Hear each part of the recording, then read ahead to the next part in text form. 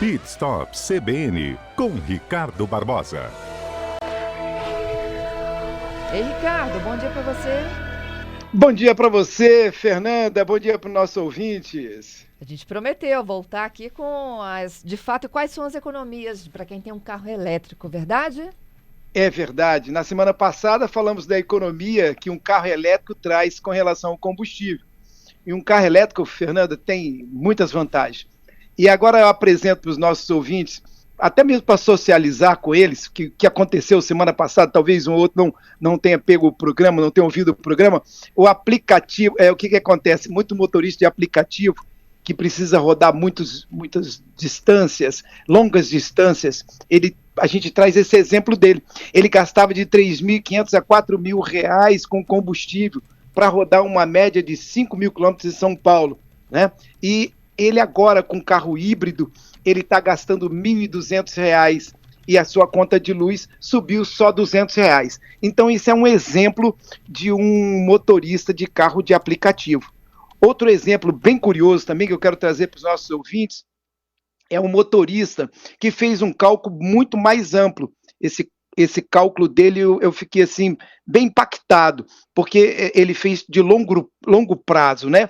E esse motorista também de aplicativo, ele rodou 107 mil quilômetros, um carro a combustão, ele precisa com consumo de 12 quilômetros por litro, que eu acho que é muito para quem está em São Paulo, e ele precisaria gastar quase 9.000 litros de gasolina, com um preço médio de R$6, e ele gastaria R$53.500 para rodar 107 quilômetros. Agora, essa é a vantagem, com seu carro elétrico, ele tem uma autonomia de 300 quilômetros, que ele está com carro elétrico com esse tipo de autonomia, ele fez as contas e chegou à seguinte conclusão: para rodar os 107 mil quilômetros, ele gastou R$3.000, ele teve uma economia de R$40.500. Uma grande economia, realmente, para quem tem carro elétrico e roda muito, Fernando, a economia no combustível é a grande vantagem, tá? Então, socializando o que aconteceu semana passada. Uhum.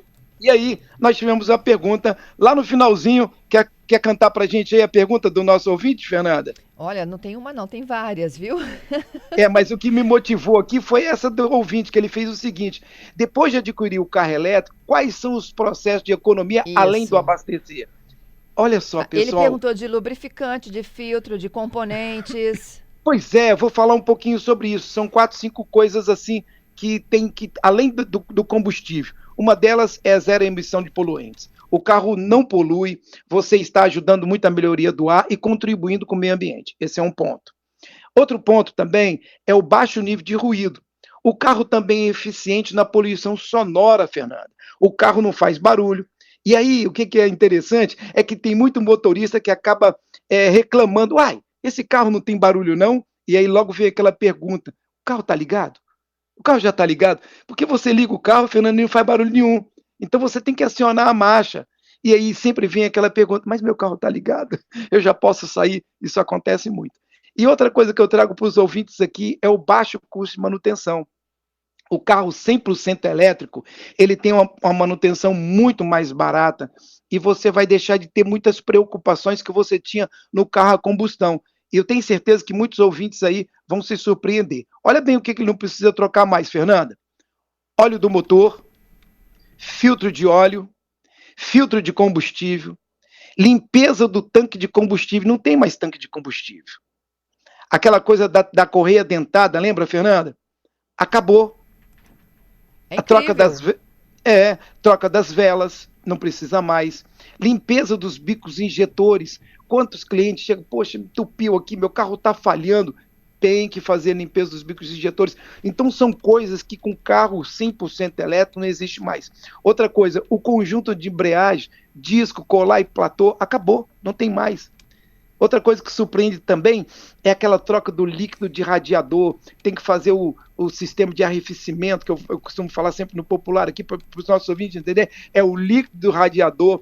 Acabou, não precisa mais. Limpar o reservatório do radiador, limpar o radiador que está muito sujo, trocar as mangueiras do radiador que estão com vazamento ou então estão ressecadas. A bomba d'água, quem já não caiu aquele pinguinho de água ali e tal, perto do motor, do lado direito do motor, dependendo de como você está sentado no carro, Poxa vida, ali, o que acontece? É a bomba d'água vazando, não precisa mais. A cebolinha de óleo, a boia do tanque de combustível. Então, tem muitos itens aí que realmente não precisa mexer mais, porque o carro elétrico não precisa trocar, não precisa ter manutenção, o carro elétrico já não vem com esses e tantos outros. É claro que eu deixo aqui uma pergunta, tá no ar. Como é que vai ficar essa indústria, Fernanda? Como é que vai ficar essa indústria de borrachas, de radiador, de velas, de correia dentada? Se for nessa proporção, daqui a uns anos, nós teremos muitos carros elétricos rodando, com certeza nós vamos ter uma indústria de peças que vão ter que diminuir no Brasil, vão ter que acabar. Outra coisa também... É uma transição, não, Ricardo? Eu não imagino assim, por muitos e muitos anos a gente ainda vai ter carro a combustão rodando, antigos, né? Que vão precisar de manutenção. Justo. Mas essa indústria, ela já tem que começar a pensar como ela vai ficar daqui a algum tempo. Outra coisa muito interessante também são os incentivos fiscais. A isenção do IPVA, estou falando ainda das vantagens. Isenção do IPVA, Brasília e Amapá tem isenção total. Já em São Paulo, o carro elétrico não tem restrição para andar. Pode andar todos os dias, não tem horário, aquela faixa de horário, né? Que São Paulo tem para entrar ali na Grande São Paulo. A outra coisa também, que a gente já falou, é a economia de combustível, que essa a gente já comentou. Agora, vamos passar para as desvantagens, Fernanda? Vamos, mas antes aqui, Patrícia, perguntas? Ainda, já que ele vai entrar nas desvantagens, o Marcelo Claro está aqui perguntando sobre a questão da revenda, se não é um ganha agora e perde depois. Marcelo, você já se adiantou, então? Essa, Marcelo, vai ser a primeira desvantagem. O que acontece? Você hoje compra um carro 100% elétrico e você, na revenda, muitas vezes, você tem dificuldade. E a preocupação de quem compra é o seguinte: quanto tem de autonomia ainda essa bateria? Esse carro já tem 2 anos de uso, essa bateria já teve uma queda de quanto? De 100%, ela já está valendo 70%, 80%. Então a pessoa começa a ficar preocupada porque o custo da bateria ainda é muito alta, Fernanda. Então as pessoas acabam depreciando o carro em torno de 50%. É o que o mercado de São Paulo está adquirindo um carro elétrico aí.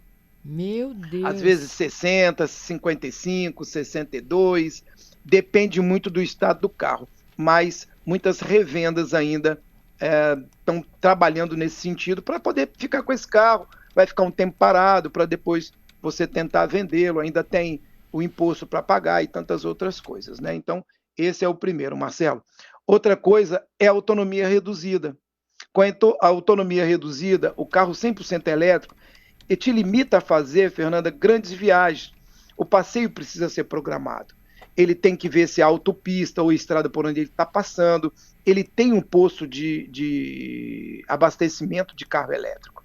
Senão ele vai limitá-lo a estar tendo que fazer uma viagem mais longa. E isso é algo que não é vantagem nesse sentido, se a pessoa precisa viajar grandes distâncias. Outra coisa também é o tempo de recarga. Um carro a combustão a gente leva em torno de 10 minutos para abastecer. Já um carro elétrico, ele pode demorar acima de 2 horas, dependendo da carga que você quer dar no carro, dependendo do seu carro e dependendo do modelo do wallbox que ali está, carga rápida ou uma carga normal. Então, muitas vezes, você pode chegar num ponto de recarga, num posto, em algum lugar para tomar um lanche ali, andar um pouco, tomar um café, e já tem 1 ou 2 carros. Então, a tua viagem vai ficar mais longa, como eu falei no programa passado, e aí o teu colega do lado, a tua esposa, o teu marido vai começar a reclamar: poxa, se a gente tivesse um carro a combustão, nós já tínhamos chegado.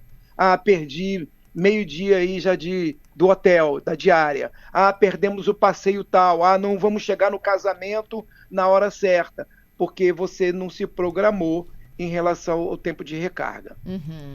Outra coisa também que muitos ouvintes aqui não sabem, o pneu desgasta muito mais rápido.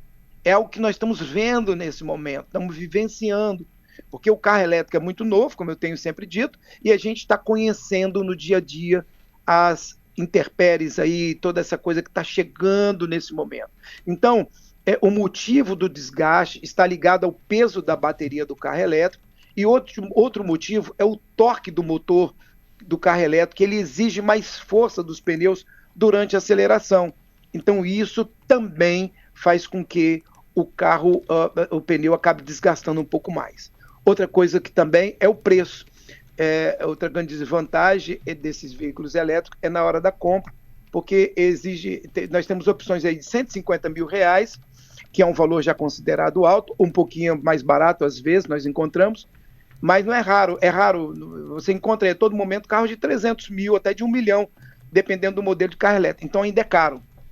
O carro elétrico, para alguns modelos, exceto esses de entrada, que são mais baratos, mas a pessoa se preocupa também com o tempo de vida útil do carro, alguma coisa a mais, mas o carro elétrico ainda está muito caro, um carro com uma condição melhor, um carro com mais status, mais imponente, você acaba pagando um pouco mais. E a infraestrutura de carregamento, né? Que no Brasil nós não temos tanta facilidade, isso também é uma desvantagem que a gente acaba tendo aí no nosso dia a dia. Esse é um problema muito comum para quem viaja muito e vai encontrar problemas aí na hora da recarga, essa parte da infraestrutura de carregamento. Então, isso são coisas que estão atrapalhando aí o consumidor do carro elétrico. Temos vantagens, sim, mas também temos desvantagens. Vamos às perguntas, Patrícia. Perguntas e observações, o Giovanni Abranches dizendo que o carro elétrico perdeu na falta do vrum vrum, barulho do motor, que tem uns que são bem específicos. O barulho do motor, para muitos ainda, ele fica assim, poxa vida, meu carro elétrico tá ligado, não tá ligado? Eu gostava muito do barulho do motor, tem isso, mas depois acaba acostumando. O Gerson Rabelo dizendo que trocar o miolo do cano de descarga também não precisa mais. E ele pergunta em quanto tempo, Ricardo, você acha que a bateria não será mais problema para a revenda do carro elétrico? Uau, pergunta difícil, Gerson. Bom, em relação, você falou bem, descarga, conjunto de descarga completo, silencioso, abafador, tudo isso acabou. Vou até acrescentar aqui na minha listagem. Muito bem lembrado, Gerson. Agora, realmente, essa pergunta de quanto tempo nós teremos uma bateria com mais autonomia, maior durabilidade, a indústria mundial está trabalhando nisso.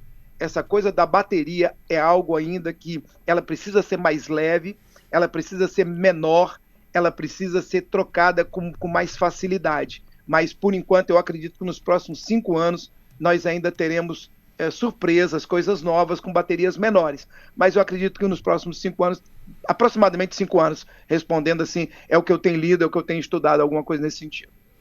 O Gledson está aqui dizendo que faltou mencionar que com a aquisição dos carros elétricos também vai ter uma redução drástica na poluição, óleos usados e queimados na combustão do motor, redução sonora, redução na produção de óleo, na extração mundial de petróleo. É isso aí, Gledson. Com certeza, daqui a um tempo, eu acredito que o combustível, a gasolina vai ficar mais barata, porque vai ter uma procura bem menor proveniente do carro elétrico. Muito bem. E o Eliseu está aqui perguntando se já existe algum tipo de estudo falando a respeito do que acontece com a bateria depois de 8 anos, porque as montadoras só dão 5 anos de garantia, eles sabem que depois desse período começa a dar problema. O que você tem a dizer a respeito disso? Boa pergunta, Eliseu. O que acontece? Tem concessionárias, tem montadoras que estão dando 8 anos de garantia já. Então, nós não chegamos a esses 8 anos. Nós vamos vivenciar isso tudo juntos. A gente precisa entender como isso vai acontecer, se a gente vai ter condição de realmente trocar essa bateria e depois esse carro não vai virar sucata, e de novo o carro vai ficar com a bateria nova, mas o carro já está com 8 anos de uso, então você já tem uma porta que precisa regular, você já tem um para-choque arranhado. Vale a pena trocar essa bateria? Tudo isso, né? Essa bateria vai para onde? Qual vai ser o lixão? Onde é que vai armazenar? Tudo isso vai acontecer. Você veja, fazendo aqui uma pequena observação, nós temos o problema do Corpo de Bombeiro, que em São Paulo está limitando com uma série de coisas para você poder abastecer o seu carro nos condomínios, né, Fernanda? E aí o que acontece? Tem uma série de normas aí que está inviabilizando.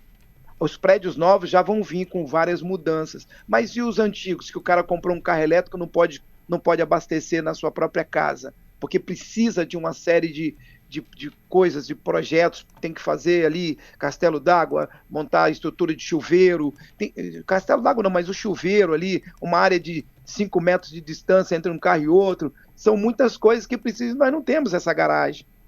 Então isso tudo está acontecendo, a gente vai vivenciar com certeza ainda o que vai ser feito com essas baterias daqui a 8 anos. Vamos ver como é que tudo vai se portar. Talvez as montadoras vão dar um subsídio ajudando a pessoa lá, botando um preço mais em conta para esse carro continuar rodando e ela não perder aí a imagem do que vendeu um produto e agora o carro não vai dar continuidade porque não tem mais como andar. Luiz Cláudio tem uma pergunta para você. Fernanda, pergunta ao nosso entrevistado aí se o híbrido ele também cai 50% na revenda. E aí, Ricardo? Luiz Cláudio, olha só, o híbrido não. A gente está falando desse aqui de carro 100% elétrico. O híbrido já é outra categoria. Você tem um carro híbrido, você já tem um motor a combustão e você tem um motor elétrico. Então, um ajuda o outro, né? Quando você precisa de uma força a mais, os dois acionam. Daqui a pouco, o sistema de raciocínio dele, que é o módulo, ele vai acionar um motor elétrico. Daqui a pouco, enfim, na cidade, na estrada, ele mesmo faz toda essa programação. O híbrido não cai. O híbrido não tem essa queda como um carro 100% elétrico. E outra coisa, você precisa fazer uma viagem mais longa, você tem um tanque menor, mas você consegue abastecer e continuar rodando. Ah, acabou a bateria 100%, vou para Búzios, acabou a bateria ali no meio do caminho. Você continua com o motor a combustão. Ele vai funcionar. Chega lá em Búzios, você recarrega. Então, você não quer recarregar, continua com o carro a combustão. O carro a combustão é outro, um carro híbrido é outra história. Ele não cai como carro 100% elétrico. A E última? o Robert está aqui perguntando se a gasolina tem tendência de abaixar ou de aumentar. Ele acredita até que possa aumentar para suprir a queda no faturamento. Com certeza, daqui a um tempo, a gasolina vai diminuir de preço. Ela precisa cair de preço. Está muito cara aqui no Brasil. E eu acredito que com o maior volume de carros sendo vendido carro elétrico, com certeza nós vamos ter aí uma demanda maior de gasolina, a não ser que eles comecem a dizer o seguinte, vamos reduzir também a extração de petróleo. Aí uma coisa vai puxar a outra. Mas não sendo assim, tendo muito petróleo sendo tirado, muita gasolina produzida, com certeza a demanda vai ser menor e o preço da gasolina vai ter que cair. É isso, Ricardo. Obrigada aí por aceitar o desafio, hein? Maravilha. Obrigado, Marcelo, Giovanni, Gerson, Clédson, Eliseu, Luiz Cláudio e Herbert. Obrigado aí pelas perguntas e nos ajudar a fazer esse programa tão maravilhoso. É isso aí. Pit Stop volta na próxima segunda-feira.